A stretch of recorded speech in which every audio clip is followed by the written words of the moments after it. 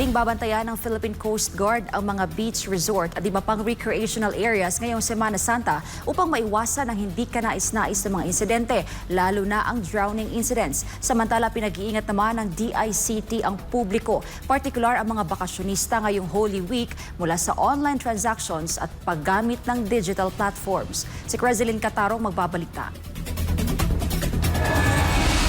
Sa pagsisimula ng dagsa ng mga biyahero at pag-uwi ng mga tao upang gunitain ang Semana Santa, mas pinaigting ng Philippine Coast Guard ang kanilang mga operasyon sa seguridad. Hindi lamang sa mga pangunahing pantalan, kundi pati na rin sa mga kilalang bakasyunan at destinasyong dagat sa iba't ibang bahagi ng bansa. Ayon kay Commander Michael John Encina, Deputy Spokesperson ng PCG, masinsina ng kanilang koordinasyon sa mga lokal na pamahalaan, tanggapan ng Disaster Risk Reduction and Management at mga barangay sa baybaying dagat, upang matiyak ang kaligtasan ng publiko at maagapan ang anumang insidente sa gitna ng pagdagsa ng mga bakasyonista. Well, kasama po sa mandato ng Philippine Coast Guard, ang aside po sa pagkakandak ng pre-departure inspection this coming Holy Week is to also inspect yung pong ating major tourist spots. Kasama na po yung mga beach resorts natin at other areas po na ginagawan po ng recreational activity. Sinabi ni Encina na malawak at masinsinan ang isinasagawang paghahanda ng Philippine Coast Guard upang matiyak na maging ligtas, maayos at maaliwalas ang pagdiriwang ng mahal na araw para sa lahat ng bakasyonista at turista. Kabilang sa kanilang binabantayan at iniinspeksyon ang mga beach resort at iba pang recreational areas na anyay kailangang sumunod sa itinakdang safety standards. Bahagi ng kanilang checklist ang pagkakaroon ng mga lisensyadong lifeguard, sapat na medical clinics at mga trained first aid responder sa lugar. Ang hakbang na ito ay mahalaga upang matiyak ang mabilisang pagresponde sa anumang hindi inaasang insidente. Partikular na ang mga kaso ng pagkalunod na siyang isa sa mga pangunahing binabantayan ng PCG tuwing panahon ng bakasyon. Ang Coast Guard po through at our Maritime Safety Services Unit and offices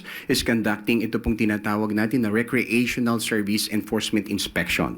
So ngayon po, halos karamihan po ng ating mga major o yung pong mga dinadagsa ng mga turista ay ini-inspect po ng ating mga Coast Guard inspector.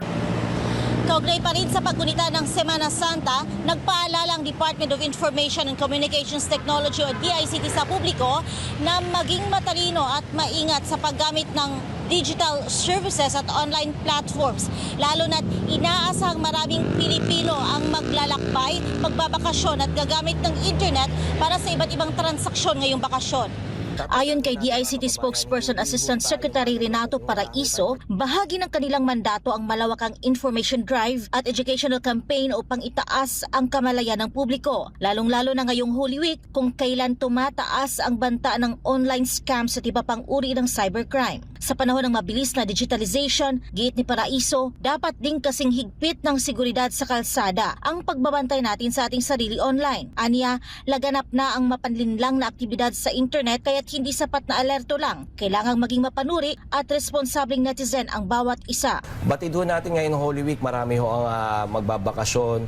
So kasama ho yung mga sa digitalization process ho natin, mga advisories when it comes to travels. Ipinunto ni Paraiso na talagang laganap o talamak na ngayon ang call, text at online scams. Talaga hong lumalaganap na kasi base ho sa datos, karamihan ho sa krimen ngayon nangyayari online na.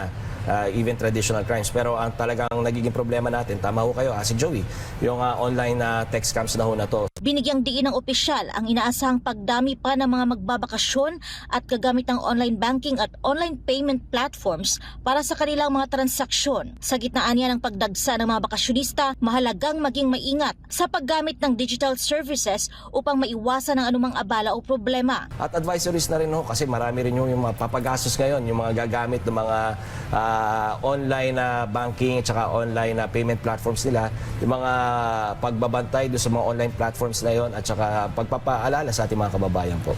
Tatandaan ho natin mga kababayan, hindi ho tayo maloloko kung wala ho tayong participation.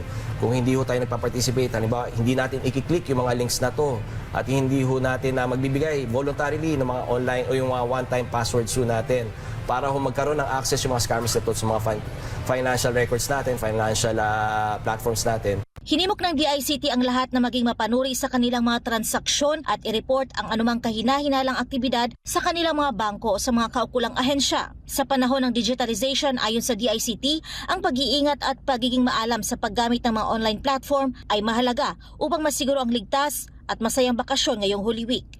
Para sa Diyos at sa Pilipinas kong mahal, Creseline Catarong, SMNI News.